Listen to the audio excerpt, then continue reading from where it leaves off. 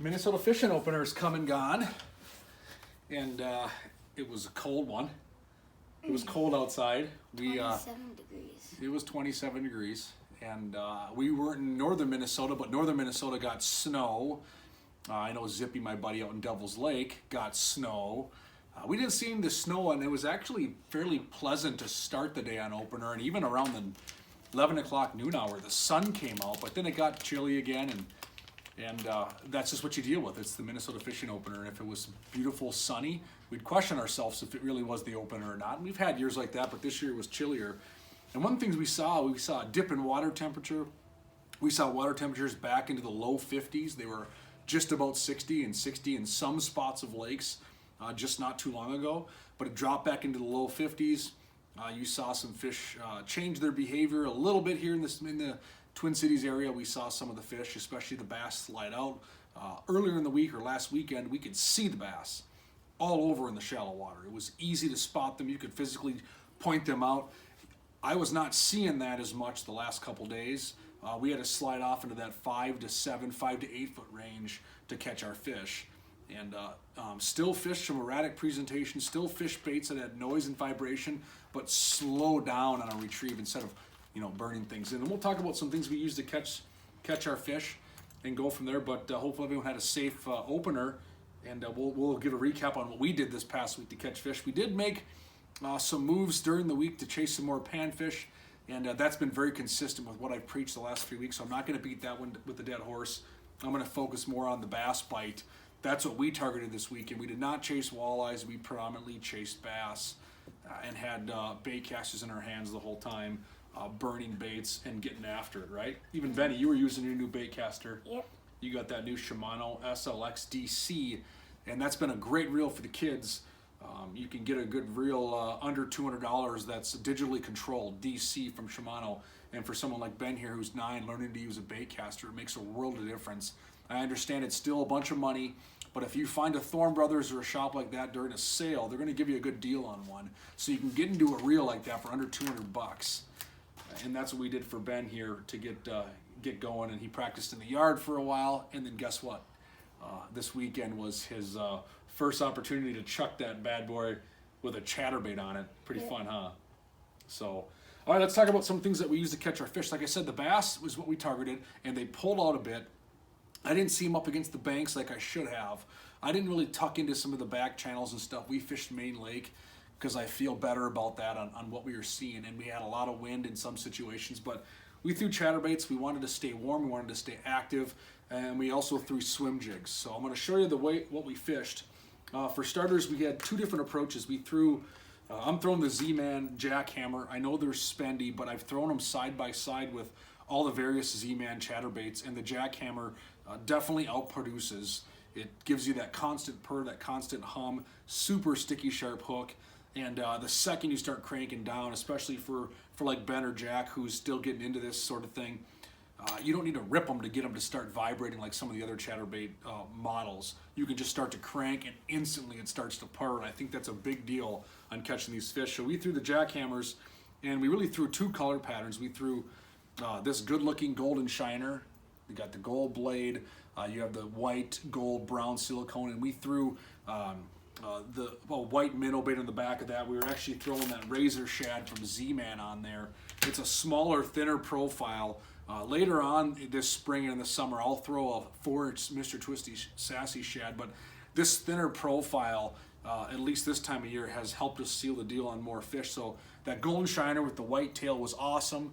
We caught a variety of fish on this, not just bass, but pike, and caught fish. And if we weren't throwing that, if we were going into some different type of water content, we went back and threw that, this is that height, that Bee Height special color. It's kind of like a chartreuse, green pumpkin, white chatterbait with a darker blade, and then we throw that Yamamoto minnow bait on there instead. So instead we threw the Yamamoto Zanko, they call it. And I love that chartreuse and watermelon, chartreuse green pumpkin color. They don't offer that in the Z-Man or really in many other options in this type of bait. So that, you can see how good that looks paired together. So between these 2 options on a chatterbait, we got it done the last few days and seem to catch fish. We were in Wisconsin on Friday. I dropped Jack off at the in-laws, and we burned fish up on these. And then again in Minnesota when we could fish bass yesterday here, we caught fish on these as well. So 2 great options, fun to fish. What do you got there, Benny?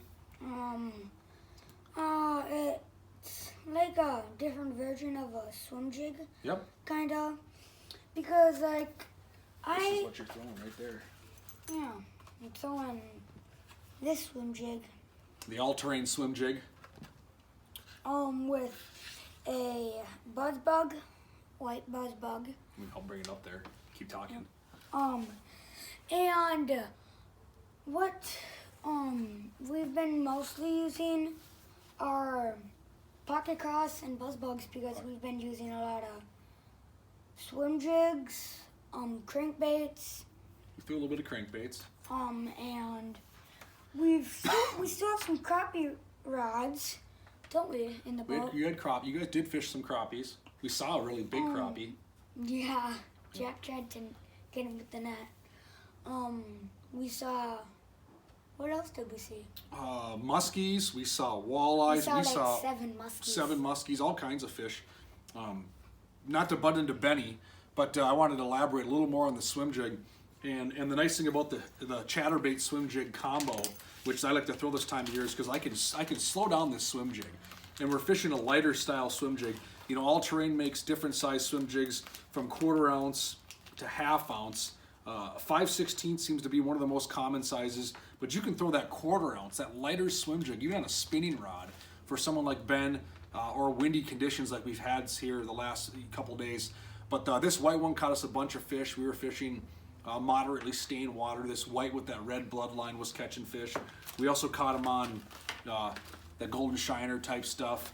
Caught a bunch of fish. So swim jigs are a great way to cover water if you want to stay active and let that bait go on the inside weed line, fish in the pocket. So if you're fishing that, 3 to 8 feet range, let's say, swim jig also catches a pile of fish. So chatterbait, swim jig, absolutely king, weren't they, the last couple days? Go ahead, talk about those. And if you're still crappie fishing or it also Walleyes could- or bass? Yep, walleyes or bass.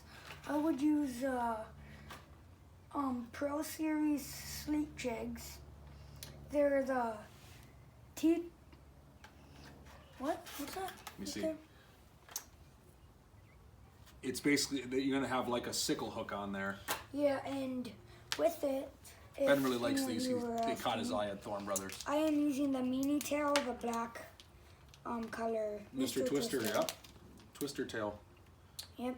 It's amazing what a black twister tail will catch, and it catches fish in a variety of situations, not just dirty water, clear water, it doesn't matter, but a black twister tail like this can be a really confident bait, just covering water and pitching around. That works exceptionally well to catch fish. So, no, the opener was great. I mean, I think a lot of anglers caught fish. I think you challenge yourself with the weather. It's not often that we have to fish in the snow, nor is it fun. But what I saw on social media is a lot of anglers out on the water. I think license sales were up like 100,000 license. Don't quote me on the number, but it was a drastic number. So it's great to see the anglers on the water and everyone got on and off safe and sound. I didn't see any major issues from what I could tell. It looks like the weather played the most of a factor in terms of maybe not having as much fun as you want to. But it's a holiday here in Minnesota. We got to get out there and spend it with our families and chase down some fish and catch some fish. I'm looking to maybe target some walleyes during this next coming week. Maybe switch gears a bit, try to get some walleyes to bite, maybe throw for some pike, continue to throw for some bass, and see how this progresses.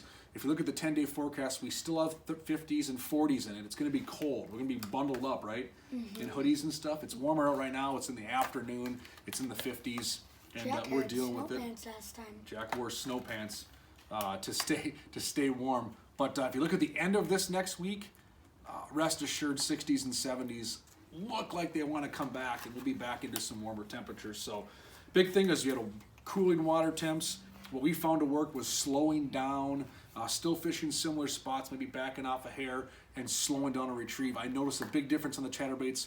I wanted to fish like this, but when I fished like this, I got a lot more bites. It made a big difference slowing down your retrieve to get those fish to go, and then switching to the swim jig if you wanted to really pause things.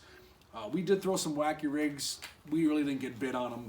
it still was the chatterbait and swim jig. Those were king for us here on the opener. So we're excited. We're going to get back out there this week, chase some more fish, right? See if we can catch something big. Maybe Benny will catch a big pike. Maybe next weekend we'll have a giant pike to talk about. Yep. See if he can't catch a big toothy critter. Otherwise, get out there, be safe all week. If you're fishing all week, have a great time. Looking forward to seeing more pictures on social media. Be safe, and we'll catch you after our full week of Minnesota fishing is underway.